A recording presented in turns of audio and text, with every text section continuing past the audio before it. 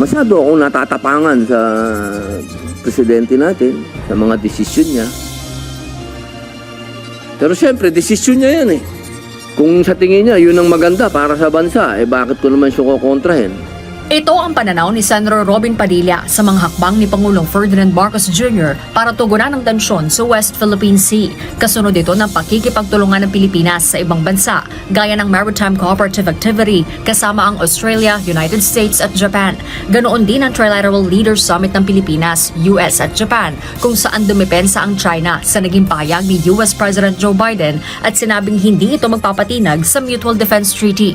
Tingin ng senador, mas lumalala umano ang tensyon sa West Philippine Sea kumpara sa panahon ni dating Pangulong Rodrigo Duterte. Ayon sa senador, dapat sa mga kalapit na bansa humihingi ng tulong ang Pilipinas. Nag-iimbita na tayo ng mga kapitbahay natin galing sa malalayong lugar na sana inayos muna natin yung mga kapitbahay natin. Pwede naman tayong humingi ng saklolo doon sa ASEAN kasi yun ang malapit sa atin. Pero ang desisyon ng ating Pangulo ay humingi siya ng tulong doon sa nasa Europa, nandoon sa Amerika, at yung Japan, desisyon niya yun. Siya ang arkitekto ng foreign policy natin, so okay. Pero kung ako ang tatanungin ninyo, sana hindi na umabot doon. Hinihimok ngayon ng senador ang Pangulo na ipaliwanag sa publiko ang ginagawa nitong hakbang kaugnay ng West Philippine Sea at posibleng epekto nito sa bansa. Hindi ito ang oras. Lalo na sa mga oras na to na magpakita pa tayo ng pagkontra sa presidente. Naku. Siguro hindi ito ang oras na maging divided tayo. Ito ang oras na magpaliwanag ang Malacanang sa kanyang mga ginagawa para mas maintindihan ng taong bayan kung ano tong mga drastic decisions na ginagawa nila.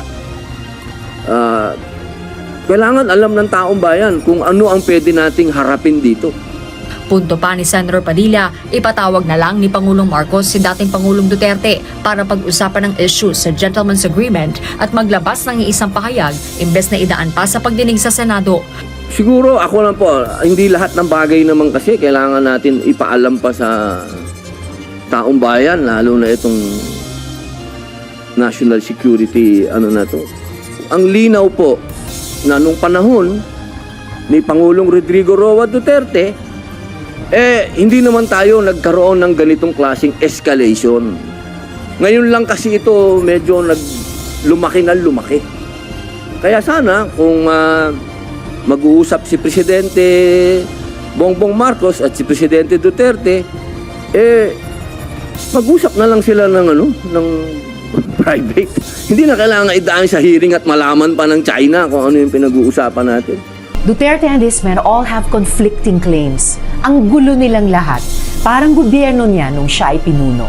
Tigilan na rin ni Duterte ang pagsasabi na mas maayos ang West Philippine Sea nung panahon niya.